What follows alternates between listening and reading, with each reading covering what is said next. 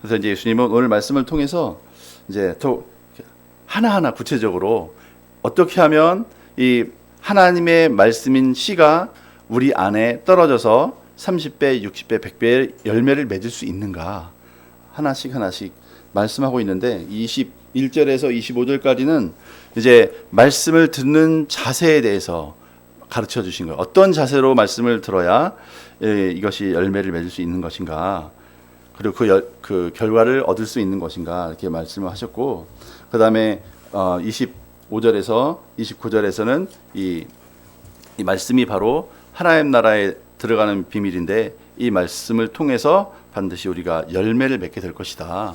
말씀 자체는 반드시 열매를 맺는다. 그래서 열매를 맺는 주체는 사람의 마음이라기보다는 그 씨에 있다. 그 씨는 저절로 열매를 맺을 수밖에 없는 것이다. 그러니까 우리의 삶의 열매를 맺는 주체를 나의 마음이 아니라 하나님의 말씀에 둬라. 그러니까 하나님의 말씀이 심겨지기만 하면 그 말씀은 반드시 열매를 맺고 충실한 열매를 맺고 하나님은 그 말씀에 대한 추수를 하실 것이다. 여기에 대해서 말씀을 하셨습니다. 그리고 마지막에 이제 30절에서 이제 32절까지에서는 그 우리가 열매를 맺었을 때 우리의 삶이 얼마나 풍성해질 수 있는가에 대해서 비유를 통해서 또 말씀해 주고 계십니다. 그래서 먼저 이 21절부터 이제 25절에서는 우리가 말씀을 듣는 자세에 대해서, 그래야 열매를 맺을 수 있기 때문에 그 자세에 대해서 예수님이 정말 친절하고 또 자세하고 정말 영적인 비밀을 우리에게 가르쳐 주고 계십니다. 21절, 22절 말씀을 같이 한번 읽어보겠습니다. 시작. 또 그들에게 이르시되 사람이 등불을 가지고 오는 것은 말 아래나 평상 위에 두려 함이냐 등경 위에 두려 함이 아니냐. 드러내려 하지 않고는 숨긴 것이 없고 나타내려 하지 않고는 감추인 것이 없느니라. 네. 예수님은 그 앞에서 우리 12절에서도 예수님이 그 비밀을 이사야 6장 말씀을 이제 예수님이 인용하시면서 말씀하셨죠. 12절에서 이는 그들로 보기는 보아도 알지 못하며 듣기는 들어도 깨닫지 못하게 하려 하여 돌이켜 죄의 사함을 받지 얻지 못하게 하려 함이라.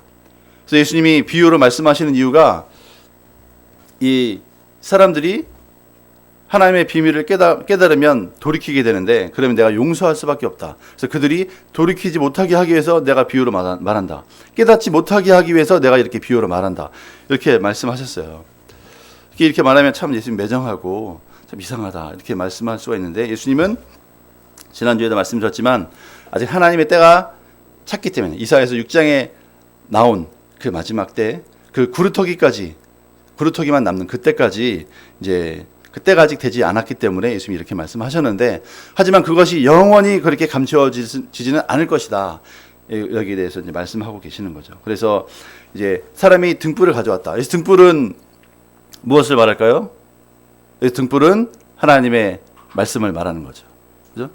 다윗도 주의 말씀은 내 발의 등이요 내 길의 빛이니이다. 이렇게 말씀했죠. 그래서 이 말씀이 바로 등불인데, 예수님이 이 하나님의 말씀인 등불을 가지고 오셨어요. 그러니까 예수님 안에는 생명의 빛이 있고 예수님 안에는 하나님의 빛이 있습니다. 그렇죠? 빛이 사람들에게 비치되 사람들이 깨닫지 못했다. 또 이기지 못했다. 어둠이 이기지 못했다. 이렇게 말씀하고 요한복음 1장에서 말씀하고 있는데, 이게 등불을 예수님이 켜서 가지고 오셨어요. 근데 예수님이 가져오신 이유는 영원히 감추기 위해서 가져오신 건 아니죠. 결국엔 등불을 켰다는 것은 반드시 어디엔가 비추기 위해서 불을 가져온 거죠. 그래서 반드시 이제 예수님이 이렇게 현재는 비밀로 말씀하시고 비유로 말씀하시지만 결국에는 내가 이것을 밝혀낼 것이다. 이 말씀의 비밀을 밝히 드러낼 것이다. 여기에 대해서 말씀하고 계십니다. 그러면 어떻게 해야 이 예수님이 하시는 말씀을 밝히 깨닫고 그 빛을 발견할 수 있는가? 이제 그 23절 또부터 25절까지 예수님 말씀하고 계십니다. 같이 읽어보겠습니다. 23절부터 25절 같이 읽어보겠습니다. 시작. 들을 게 있는 자는 들으라. 또 이르시되 너희가 무엇을 듣는가 스스로 삼가라. 너희의 헤아리는 그 헤아림으로 너희가 헤아림을 받을 것이며 더 받으리니 있는 자는 받을 것이요 없는 자는 그 있는 것도 빼앗기리라. 네, 예수님 먼저 예수님 말씀 많이 하셨죠. 들을 귀 있는 자는 들으라. 여기서 귀는 우리 육신의 귀를 말하는 게 아니라는 걸 이제 잘 아시겠죠. 우리 육신의 귀는 누구나 다 가지고 있습니다. 그 귀는 다 가지고 있지만 이 하나님의 생명의 말씀을 깨달을 수 있는 귀는 바로 영적인 귀죠.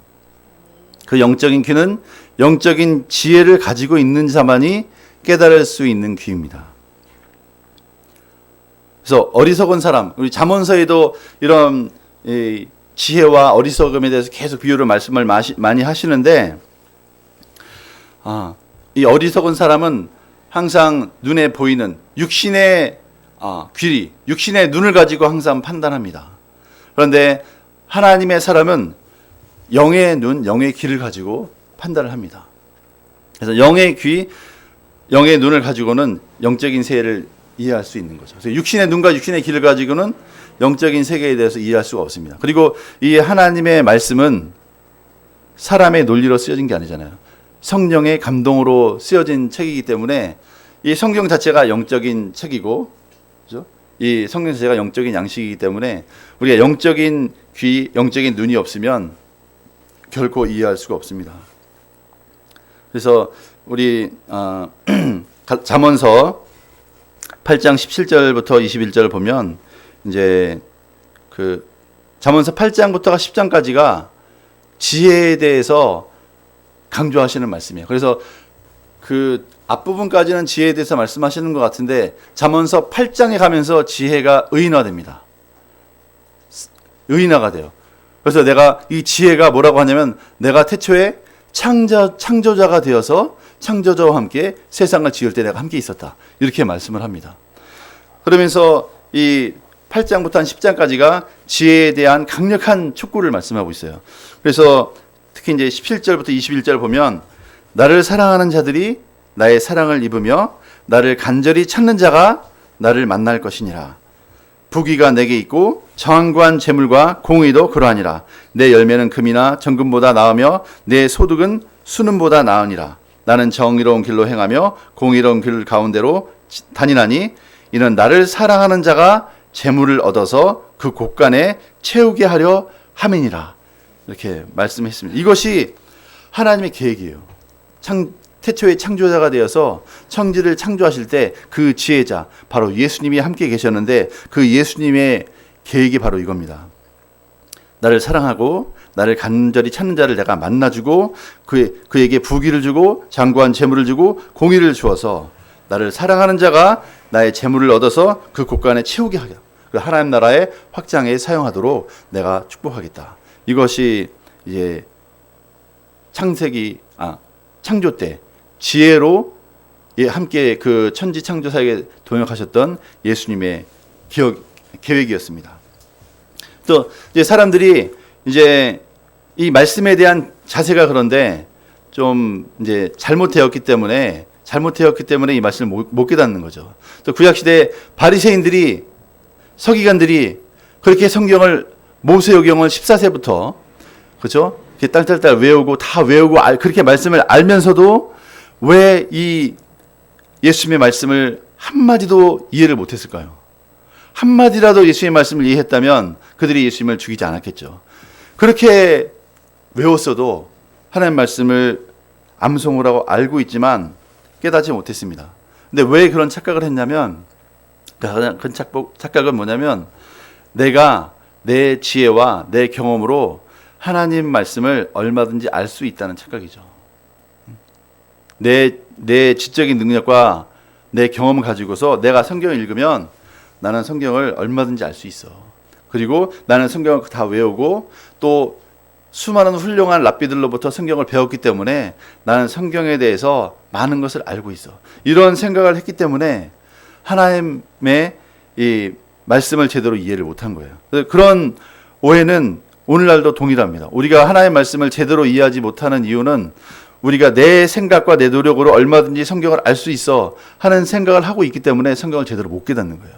그리고 내가 그나마 논리적으로 경험적으로 조금 배워 알고 있는 그 지식 가지고 나는 성경을 알고 있어 이렇게 생각하기 때문에 성경의 더 깊은 세계로 못 들어가는 거죠.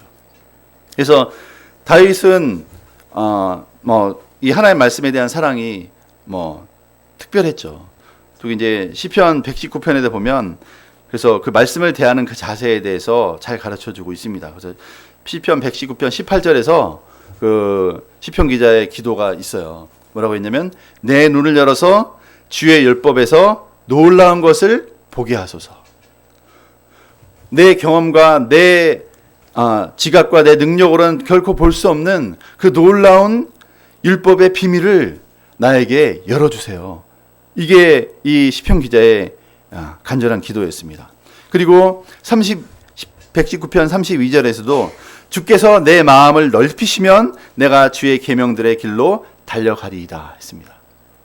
먼저 내 마음을 찢어 넓혀 주시도록 한 거죠. 왜냐하면 사람마다 마음에 이게 폭이 있어요.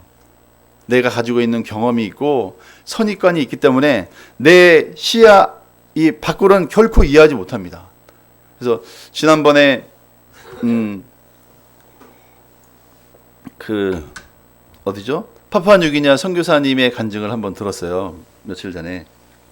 그분이 27년간 파푸아뉴기니아 그 식인종한테 가서 사람 잡아먹는 식인종한테 가서 27년간 그 부부가 선교하신 그 선교사님 간증을 들었는데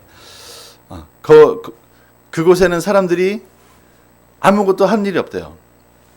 할 일이 아무것도 없는 거예요. 하루 종일 그냥 정글을 다니다가 사람이 혼자 있는 거 보면 잡아먹는 게 일이죠. 그래서 잡아서 먹고 간증 들어보니까 사람의 제일 맛있는 부위가 어딘 아까 들으시는 분도 있죠. 사람의 제일 맛있는 부위가 뒤꿈치래요. 돼지 족발처럼 그 뒤꿈치가 가장 쫄깃쫄깃하고 맛있다고 그럽니다. 그런 부족에 가서 선교를 하신 분인데 그 사람들은 하는 일이 아무것도 없대요. 그래서 돌아다니다가 산돼지 만나면 돼지를 잡아서 먹는 게 일이고 아니면 사람을 잡아서 먹는 게 일입니다. 그리고 여자의 가격은 돼지 3마리랍니다. 그 돼지 3마리를 주면 여자를 얼마든지 사는 거예요. 1명이든 2명이든 100명이든 사는데 어떻게 하냐면 돼지 3마리를 주고 여자를 하나 사잖아요. 그러면 그 여자가 한쪽 가슴으로는 자기 애기 젖을 먹이고 한쪽 가슴으로는 돼지한테 젖을 준대요. 그래가지고 돼지 3마리를 다 새끼 나서 3마리를 기르면 그 3마리를 또 그 남편이 팔아가지고 다른 여자를 또 사온대요. 그게 그들의 삶의 전부랍니다. 그래서 그런 사람들이 하나님 나라를 어떻게 깨달을 수 있을까요? 내 삶의 전부가 그곳에 있는 남자들은 여자가 돼지 3마리만 낳아서 기르기를 바라고 있는 거예요. 그리고 산에서 돼지를 만나거나 또 혼자 떨어져 있는 사람 하나 만나기를 바라는 게 그들의 소원의 전부입니다. 아무것도 하는 게 없대요. 하루 종일. 그런 사람들이 하나님 나라를 어떻게 깨닫죠? 예수님 만나도 하나님 나라를 어떻게 이루죠? 밤에 꿈을 꿔서 예수님 만나면 하나님 나라 들어갈 수 있을까요? 그들의 마음에 폭이 있는 거예요. 그들이 복을 받는 것은 엄청 뚱뚱한 살찐 그 비계가 많은 돼지 잡는 것이 그들의 가장 큰 축복입니다. 그런 생각을 가지고 있는 사람이 어떻게 하나님 나라를 이해할 수 있을까요? 그런데 우리도 다르지 않죠. 우리가 가지고 있는 이 사고의 폭이 있습니다. 그 이외로는 하나님의 축복에 대해서 상상도 못해요. 구하지도 못합니다. 그래서 그런 그 식인종들이 하나님께 무슨 기도를 할까요? 기도 기껏 해봐야 예수님 만나서 구원을 받았어요. 하나님을 알게 됐어요. 그럼 무슨 기도를 할까요? 하나님 오늘 진짜 토실토실한 돼지 10마리만 잡게 해주세요. 그게 전부겠죠. 그게 기도의 전부입니다. 그 사람이 하나님의 정말 놀라운 은혜로 그 마음이 넓혀지고 하나님이 우리에게 주실 수 있는 축복이 얼마나 광대하고 얼마나 숭고하고 얼마나 높은지 여기에 대해서 깨닫지 못한다면 제대로 기도도 못할 겁니다. 평생을. 그래서 아까 시편 기자의 기도처럼 32절에 주께서 내 마음을 넓히시면 내가 주의 계명들의 길로 달려가리이다. 하나님이 우리의 마음을 찢어 넓히시고 내 선입관과 내가 하나님 복이라고 생각하는 것보다 더 놀랍고 더 넓은 하나님의 그 계획을 우리가 받아들이고 기도할 수 있는 그런 넓은 마음을 주시도록 이 시편 기자는 기도한 거죠. 그래서 우리의 지경이 날마다 넓혀질 수 있도록, 우리의 마음이, 좁은 마음이 내가 복이라고 생각하는 것들이 지경이 넓혀질 수 있도록 우리 마음을 찢어 넓혀 주시도록 이 시편 기자가 기도하고 있습니다. 그리고 68절에서도 내가 주의 계명들을 믿었사오니 좋은 명철과 지식을 내게 가르치셔서 이렇게 기도하고 있습니다. 그래서 하나님의 말씀을 말씀의 저자인 성령께서 그리고 예수님께서 가르쳐 주시지 않는다면 우리는 우리의 한계 안에서 깨달을 수밖에 없어요. 진정으로 그 말씀이 의미하는 가 무엇인지 깨달을 수가 없습니다. 우리가 이러한 자세가 중요한 겁니다. 이런 자세. 내가 이 말씀을 깨닫기 원합니다. 그래서 아까 읽었지만 너희가 무엇을 듣는가 스스로 삼가라. 너희 헤아리는 그 헤아림으로 너희가 헤아림을 받을 것이며 더 받으리니. 여기서 헤아림이라는 것은 그 헬라어 그 원어로 측량하다는 그런 뜻입니다. 그러니까 내가 측량할 수 있는 그 범위만큼만 내가 은혜를 받는 거예요. 내가 측량할 수 없는 범위는 내가 받고 싶어도 못 받아요. 주님이 주고 싶어도 받을 수가 없는 거예요. 그래서 우리의 기도 제목은 우리의 마음을 넓혀주세요. 우리의 이해의 폭을 넓혀주세요. 우리에게 지혜와 계시형을 허락해 주셔서 하나님의 뜻과 계획을 발견할 수 있게 해주세요. 이것이 우리의 가장 기본적인 간절한 소원이 되어야 되죠. 우리 계시록 5장 말씀 한번 찾아보겠습니다. 계시록 5장. 사도 요한이 마지막 때 그 하나님의 계시를 그 7인에 대해서 그 계시를 받기 전에 이제 환상입니다. 5장 1절부터 4절 한번 보겠습니다. 시작. 내가 보매 보좌에 앉으신 이의 오른손에 두루머리가 있으니 안팎으로 썩고 7인으로 봉하였더라. 또 봄에 힘있는 천사가 큰 음성으로 외치기를 누가 그 두루마리를 펴며 그 안 인대기에 합당하냐 하니 하늘 위에나 땅 위에나 땅 아래에 능히 그 두루마리를 펴거나 보거나 할 자가 없더라. 그 두루마리를 펴거나 보거나 하기에 합당한 자가 보이지 아니하기로 내가 크게 울었더니 장로 중에 한 사람이 내게 말하되 울지 말라. 유다 지파의 사자 다윗의 뿌리가 이겼으니 그 두루마리와 급 7인을 떼시리라 하더라. 이제 마지막 때에 대한 계시가 두루마리로 사도 요한에게 이제 주어졌습니다. 안팎으로 정말 빽빽한 글이 다 써져 있는데 거기에 인이 쳐져 있는 거예요. 근데 그 인을 뗄 수 있는 자격 있는 사람이 아무도 없어요. 이 세상에. 왜냐하면 그 안에 놀라운 비밀들이 하나님의 계획들이 써져 있는데 아무도 뗄 수가 없어요. 요한 자신도 뗄 수가 없어요. 그렇게 주님과 가깝게 지내고 그렇게 수많은 약물이들 쳤지만 본인도 이 인을 뗄 수가 없어요. 그래서 크게 울었습니다. 간절히 울었을 때 이건 뭐예요? 이 인을 떼어주세요 하는 그런 간절한 소원이죠. 내가 이 두루마리에 쓰여져 있는 하나님의 말씀을 깨닫기 원합니다. 난 도저히 알지 못하는데 아무도 이 인을 뗄 자가 없습니다. 이를 열어주세요. 이렇게 간절히 기도했을 때 이제 네 생물, 스랍들이죠. 그 스랍들이 말하기를 유다 지파의 사자 다윗의 뿌리 승리하신 예수 그리스도가 그 두루마리의 7인을 떼실 것이다. 이렇게 말씀하셨습니다. 그 하나님의 말씀에 감추어진 비밀을 떼어서 우리가 깨닫게 하실 수 있는 분은 오직 예수님밖에 없는 거죠. 네. 그렇게 할 때 우리가 하나님의 말씀에 놀라운 비밀들을 깨달을 수 있습니다. 그때 예수님이 인을 하나씩 떼실 때 그 인이 하나씩 떼어지면서 첫 번째 인이 떼어지면서 흰 말이 나오고 두 번째 인이 떼어지면서 붉은 말이 나오고 그렇죠? 그다음에 세 번째 인이 떼어지면서 검은 말이 나오고 네 번째 인이 떼어지면서 청황색 말이 나오면서 그 거짓 선지자들과 전쟁과 기근 그렇죠? 사망으로 이 세상을 이제 심판하기 시작하시는 하나님의 이제 비밀들이 풀어지게 됩니다. 그런데 이것이 이제 단순한 심판이 아니라 이것이 하나님의 이제 구원의 계획이기도 하는 거죠. 동시에.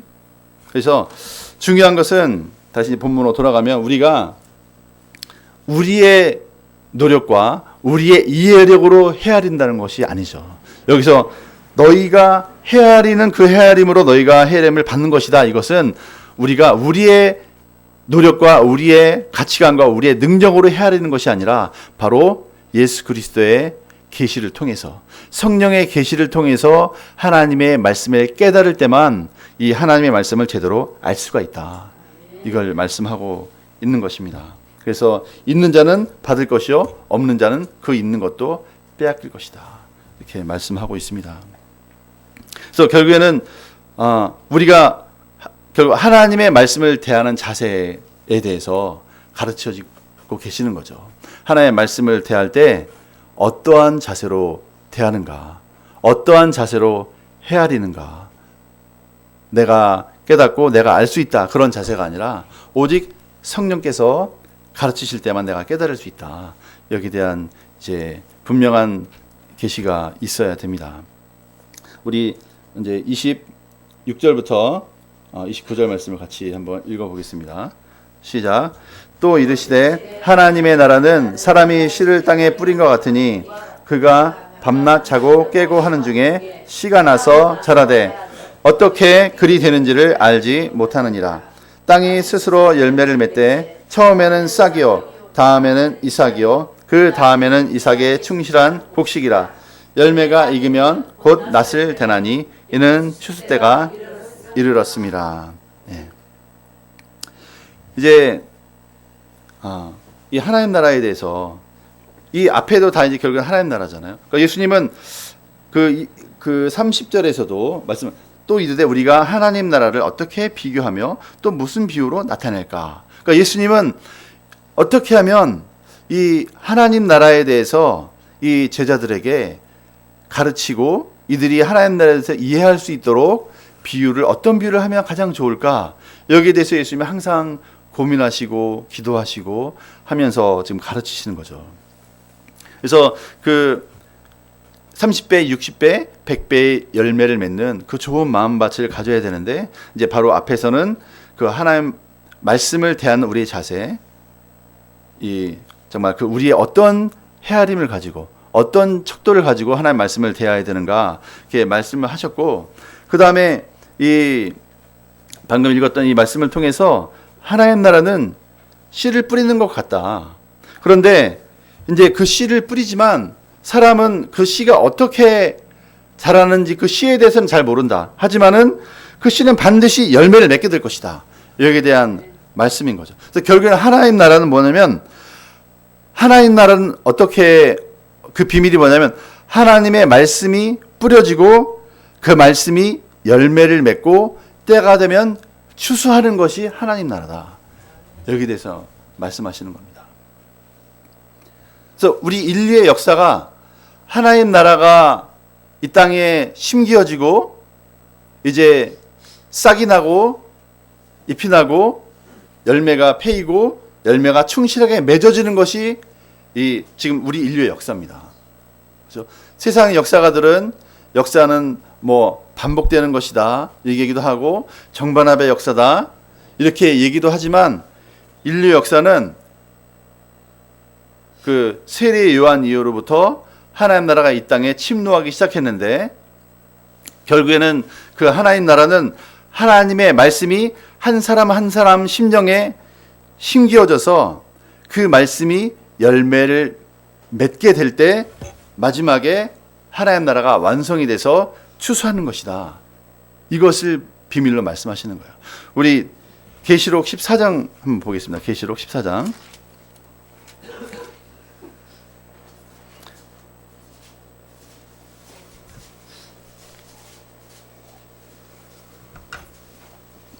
계시록 14장 13절부터 16절 같이 읽어보겠습니다. 14장 13절부터 16절 시작. 또 내가 들으니 하늘에서 음성이 나서 이르되 기록하라. 지금 이후로 주 안에서 죽은 자들은 복이 있도다 하시매, 성령이 이르시되 그러하다. 그들이 수고를 그치고 쉬리니 이는 그들의 행한 일이 따름이라 하시더라. 또 내가 보니 흰 구름이 있고 구름 위에 인자와 같은 이가 앉으셨는데 그 머리에는 금 면류관이 있고 그 손에는 예리한 낫을 가졌더라. 또 다른 천사가 성전으로부터 나와 구름 위에 앉은 이를 향하여 큰 음성으로 외쳐 이르되 당신의 낫을 휘둘러 거두소서. 땅의 곡식이 다 익어 거둘 때가 이르렀음이니이다 하니 구름 위에 앉으신 이가 낫을 땅에 휘두르매 땅의 곡식이 거두어지니라. 아멘.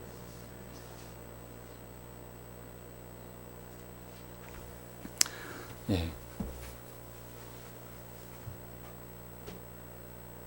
이것이 하나님이 인류 역사에 소망하고 기대하시는 마지막 모습입니다. 왜냐하면 모든 천사들이 볼 때도 이제 당신의 땅의 곡식이 다 익어서 거둘 때가 되었습니다. 이 곡식이 누굽니까? 바로 믿는 성도 한 사람 한 사람을 얘기하는 거죠. 그 성도들이 다 익었습니다. 이제 추수할 때가 되었습니다. 그래서 믿는 자들에게는 이것이 곡식을 거두는 것이죠. 거두는 것이고 이것이 휴거가 될 수도 있습니다. 하지만 믿지 않는 자들에게는 이것은 엄청난 재앙이 되는 거죠. 그렇죠? 심판이 되는 거고 믿는 자들에게는 추수가 되는 이때입니다. 그래서 우리의 인류의 역사는 이제 말씀이 신겨지고 여기 나오는 것처럼 아까 본문 다시 돌아가면 자고 깨고 하는 중에 씨가 나서 자라되 어떻게 되는지는 몰라요. 사람 모르지만 그런데 반드시 스스로 열매를 맺는다고 했습니다. 그래서 처음에는 싹이 나고 다음에는 이삭이 나고 그 다음에는 이삭에 충실한 곡식이 맺어진다고 했습니다. 이것은 각 개인에게도 적용되고 인류의 역사에도 적용이 됩니다. 그래서 이제 싹이 난 것은 언제냐면 바로 예수님이 이 땅에 오셔서 공생애를 시작하신 그때가 이제 이 땅에 예수님이 말씀을 뿌리고 하나님 나라의 싹을 틔우기 시작한 때죠. 그때 이제 싹이 나기 시작하는 겁니다. 그리고 사도행전 때가 또 그것이 이제 이삭이 패이는 그런 때입니다. 그리고 나서 계속 이후로 인류 역사는 계속 이제 열매를 맺어 가고 있습니다. 지금. 그리고 거의 지금 우리가 살고 있는 이 시대는 이제 충실한 열매가 전 세계에 믿는 성도들 가운데 이제 맺어져 가고 거의 이제 주렁주렁 추수할 때가 다 된 거죠. 우리는 지금 그런 시대에 살고 있습니다. 결국 우리는 그 영적인 시기에 대한 분별력이 있어야 되는 거죠. 내가 살고 있는 이 시대는 그러니까 겉으로 볼 때는 지금 코로나 바이러스로 전 세계에 팬데믹 현상이 일어나고 이런 역사가 없었죠. 항상 그동안 어떤 현상이 일어나면 약간 국지적이었어요. 그런데 지금은 이 문제가 없는 나라가 없습니다. 전 세계에 이런 일이 일어나고 이거는 단순히 바이러스의 문제라고 볼 수는 없어요. 그렇죠? 이것은 영적인 문제고 요한계시록에 아까 읽었던 첫 번째인, 두 번째인, 세 번째인, 네 번째인이 떼어지는 시대인 것을 우리 영적인 지각이 있는 사람은 알아가는 거죠. 이것은 세상적으로 볼 때는 정말 이제 기근이고 전쟁이고 사실 이거 코로나 바이러스는 전쟁하고 똑같은 거예요. 이거는 단순히 어떤 질병의 문제가 아니라 전쟁의 문제입니다. 이거는. 그래서 각 나라마다 지금 준전시 상황으로 거의 준전시가 아예 전시 상황으로 대처를 하고 있어요. 미국도 그렇고 이탈리아도 그렇고 중국도 그랬고 우리나라도 마찬가지고 그런 상황 가운데 우리가 있는데 이것이 지금 전 세계적으로 퍼져나가고 있는 것은 이제 겉으로 볼 때는 심판의 때이지만 영적으로 볼 때는 이제 하나님이 보실 때 그 하나님 나라의 이삭이 충실해져서 이제 열매를 맺어가고 있구나. 이제 추수할 때가 다 되었구나 하는 하나님의 타이밍이 되었다는 것을 말씀하기도 합니다. 그래서 과연 나는 이 하나님의 말씀을 내 안에 제대로 심고 이 말씀이 내 안에서 열매를 맺어가고 있는 삶을 살고 있는가 여기에 대해서 이제 생각을 많이 해봐야 되죠. 그래서 베드로전서 1장 23절에서도 너희가 거듭난 것이 썩어질 씨로 된 것이 아니요 썩지 아니할 씨로 된 것이니 하나님의 살아있고 항상 있는 말씀으로 되었느니라. 그러니까 하나님의 말씀이 내 안에 심기어져 있는가? 여기 이것이 우리의 이제 관건이 된다는 거죠. 그래서 요한복음 8장 37절에서 예수님이 자기를 핍박하는 그 바리새인들에서 뭐라고 말씀하시냐면, 그러나 내 말이 너희 안에 있을 것이 없으므로 나를 죽이려 하는도다, 이렇게 말씀하셨습니다. 바리새인들이 예수님을 그 핍박하고 죽이려고 하는 가장 영적인 근본적인 원인이 뭐냐면, 예수님이 하시는 말씀이 그들 안에 잡을 자리가 없는 거예요. 그것이 문제라고 말씀하셨습니다. 그리고 요한복음 15장 7절에서 너희가 내 안에 거하고 내 말이 너희 안에 거하면 무엇이든지 원하는 대로 구하라, 그리하면 이루리라, 이렇게 말씀하셨어요. 우리의 삶이, 우리의 소원이 이루어지는 비결도 예수님의 말씀이 내 안에 거하는 것입니다. 그래서 결국에는 우리의 영적인 삶에서 결국 영적인 싸움인데, 그 영적인 싸움은 바로 어떤 싸움이냐면, 한마디 말씀이라도 내 마음에 새기는 투쟁, 이거 영적인 싸움입니다. 이것이 싸움이에요. 이 말씀을 내 안에 새기고 있지 않는 것이 우리가 사느냐 죽느냐의 생사를 결정짓는 싸움이라는 거죠. 네. 그래서 여호수아서 1장 8절에서도 이 율법책을 내 입에서 떠나지 말게 하며 주야로 그것을 묵상하여 그 안에 기록된 대로 다 지켜 행하라. 그리하면 내 길이 형통할 것이며 내가 다 형통하리라, 이렇게 말씀했습니다. 그러니까 주야로 묵상하고 우리의 마음에서, 입에서 떠나지 않게 한다는 것입니다. 그러니까 우리가 어떻게 우리 입에서 말씀이 떠나지 않게 하냐면, 결국엔 말씀이 내 마음에 새겨질 때 내 입에서 말씀이 떠나지 않습니다. 왜냐하면 예수님이 뭐라고 말씀하시냐면, 너희가 그 쌓은 선에서 선을 내고 너희 쌓은 악에서 악을 내느니라, 이렇게 말씀하십니다. 우리 마음 가운데 있는 것을 우리는 말할 수밖에 없어요. 그래서 우리가 힘들고 어렵고 분노할 수밖에 없고 절망할 수 없는 상황이 됐을 때에도 우리 가운데 하나님의 말씀이 있으면 우리는 말씀을 말합니다. 근데 우리 마음 가운데 말씀이 없으면 조급하고 분노하고 절망하고 좌절하는 상황이 되면 말씀을 말하지 않고 내 감정을 말하게 되는 거죠.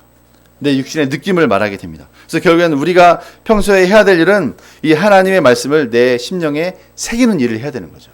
그것이 우리의 신앙생활에 사느냐 죽느냐의 문제인 거죠. 그리고 내 인생이 30배 60배 결실을 맺느냐 맺지 못하느냐의 결정을 낸다는 것입니다. 우리 30절부터 32절 말씀을 읽어보겠습니다. 시작. 또 이르시되 우리가 하나님의 나라를 어떻게 비교하며 또 무슨 비유로 나타낼까? 겨자씨 한 알과 같으니 땅에 심길 때에는 땅의 모든 씨보다 작은 것이로되 심긴 후에는 자라서 모든 풀보다 커지며 큰 가지를 내나니 공중의 새들이 그 그늘에 깃들일 만큼 되느니라. 네. 이것은 한 개인의 비유가 될 수도 있고 한 나라의 비유도 될 수 있어요. 그렇죠? 우리가 잘 알듯이 미국 같은 경우에 이 그 프로테스탄트들, 영국에서 국교회에 의해서 핍박을 받던 그 많은 청교도들이 이제 신앙의 자유를 찾아서 미국으로 건너갔습니다. 정말 이렇게 조그만, 정말 폭풍이 오면 파산할 수밖에 없는 그 조그만 배를 타고, 그리고 배를 타고 가면서 수많은 사람이 죽었죠. 그래서 그곳에 살아남은 사람은 미국의 그 땅에 도착했을 때는, 그리고 그 첫 해도 뭐 농사도 못 짓고 굶어 죽은 사람도 있고 풍토병에 죽은 사람도 있고 몇 사람 한 80몇 명밖에 살아남지 못했어요. 그 미국 땅이 그 청교도 80몇 명으로 시작된 나라입니다. 그 조그만 나라, 그 몇 명 안 되는 사람들이 그 땅에 가서 정말 믿음으로 교회를 먼저 짓고 또 믿음으로 신앙교육을 시키고 이렇게 했을 때 미국은 지금은 이제 200년 같이 지난 그 나라가 전 세계 어떤 나라보다도 가장 영적인 영향력을, 물론 안 좋은 영향력도 끼치는 면도 있지만 정말 영적인 가장 영향력을, 선한 영향을 끼치는 나라가 되었습니다. 그래서 아까 그 파푸아뉴기니아 선교사 얘기도 잠깐 들었는데 그분 얘기가 그래요. 그곳에 선교사들이 와 있는데 한국 사람은 자기밖에 없대요. 그리고 90%는 다 미국 선교사랍니다. 그 식인종을. 그러니까 엄청난 전 세계에 안 간 곳이 없도록 그 많은 선교사들이 사실 우리나라가 세워진 것도 미국 때문에 세워진 거고, 우리나라가 지금까지 이렇게 번영할 수 있었던 것도 사실은 미국 때문인 거죠. 미국 없었으면 우리나라는 예전에 북한처럼 됐죠. 이런 놀라운 일들이 일어난 거예요. 그리고 한 가정에서 마찬가지. 한 가정에서 한 사람이, 우리 한영수 목사님도 간증하시잖아요. 그 10대 때 목사님 홀로, 온 가족이 아무도 안 믿었는데 목사님 홀로 예수 믿고 10대 때 예수 믿었을 때 온 가족이 다, 친척 수십 명이 다 예수 믿는 그런 가정으로 변화시켰잖아요. 그러니까 그 하나리, 예수 믿는 그 말씀의 열매를 맺는 그 작은 씨 하나가 그 가정을 변화시키시고 가문을 변화시키고 또 나라를 변화시키는 것입니다. 그죠? 이것이 이 하나님 나라의 비밀입니다.